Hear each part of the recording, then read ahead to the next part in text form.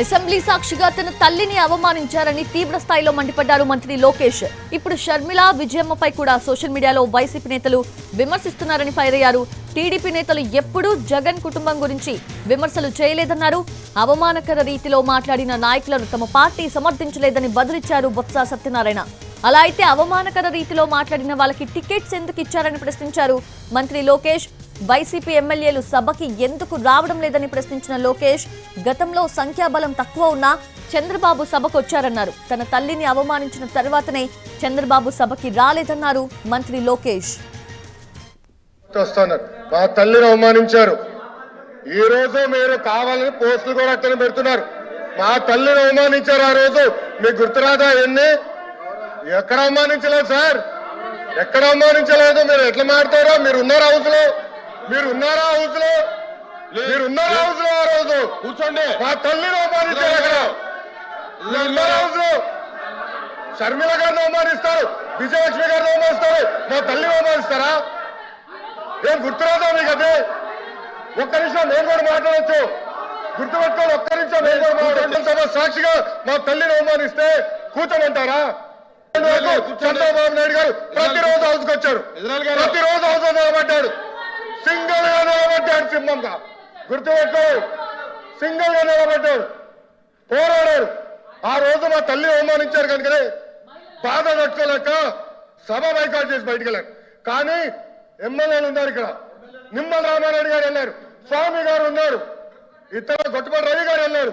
అది మాకున్న చిత్తశుద్ధి అండి. ఈ రోజు మీ ఎమ్మెల్యేలు ఎందుకు రావట్లేదని అడుగుతున్నా. 10 మంది, జగన్మోహన్ రెడ్డి గారు కాకుండా 10 మంది ఉన్నారు, రాలేదు.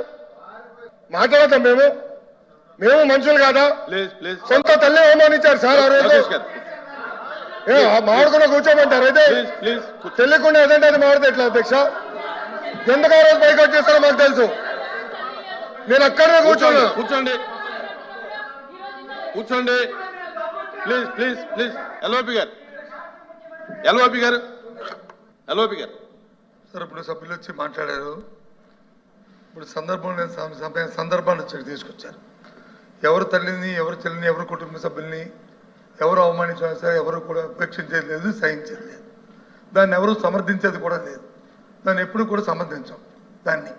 అది అలాంటి సందర్భాలు వచ్చి మళ్ళీ మనం లేని సందర్భాలను ఇక్కడ తీసుకొచ్చి సభల్లో ఉండి ఏ సందర్భం మాట్లాడుకుని ఏం చేసిన రికార్డులో ఉండదు అధ్యక్ష. రికార్డులో లేని విషయాల్ని, అవసరం లేని విషయాల్ని ఇక్కడ తీసుకొచ్చి అనవసరంగా హోందాగా మనం ప్రవర్తించాలి అధ్యక్ష. ఒక తప్పు కానీ దాన్ని మేము సమర్థించట్లేదు, ఎట్టి పరిస్థితుల్లో సమర్థించట్లేదు, ఎట్టి పరిస్థితుల్లో సమర్థించట్లేదు అన్నారు. ఎట్టి పరిస్థితుల్లో సమర్థించట్లేదు అన్నారు సార్. అధ్యక్ష సమర్థించట్లేదు అంటారు. ఒక్క నిమిషం. ఇప్పుడు సమర్థించట్లేదు అంటారు. ఎవరైతే ఆ రోజు అవమానించారో టికెట్ ఇచ్చారు కదా అధ్యక్ష. మళ్ళీ సమర్థిస్తాం కాదా అది? ఎవరైతే మా తల్లిని అవమానించారో వాళ్ళకి మళ్ళీ టికెట్ ఇచ్చారు, వాళ్ళు ఓడిపోయారు, అది డిఫరెంట్ స్టోరీ. బట్ టికెట్ ఇచ్చినప్పుడు సమర్థిస్తాం కాదా అధ్యక్ష? అది ఎట్లా మారుతారు అధ్యక్ష? ఎల్ఓపి గారు దయచేసి ఆలోచించమని కోరుతున్నా. ఆ రోజు సమర్థించారు, టికెట్ ఇచ్చారు, ఓడిపోయారు ఆ వ్యక్తి. దానికనే ఏమంటారు అధ్యక్ష? సో దయచేసి ఆనాడు చంద్రబాబు నాయుడు గారు 2.5 సంవత్సరాలు నాకు గుర్తున్నంత వరకు అధ్యక్ష 2.5 years హౌస్కి వెళ్ళారు. దాని తర్వాత ఎప్పుడైతే మా తల్లిని అవమానించారో అప్పుడే బయటకు వచ్చి వీడియోలు ఉన్నాయి, ఎవరేం చేస్తారో తెలుసు, రాష్ట్ర ప్రజలు ఆనాడు చూశారు, అన్ని బయట ఉన్నాయి అధ్యక్ష. మళ్ళీ ఎందుకు సమర్థిస్తారు రాకుతారు?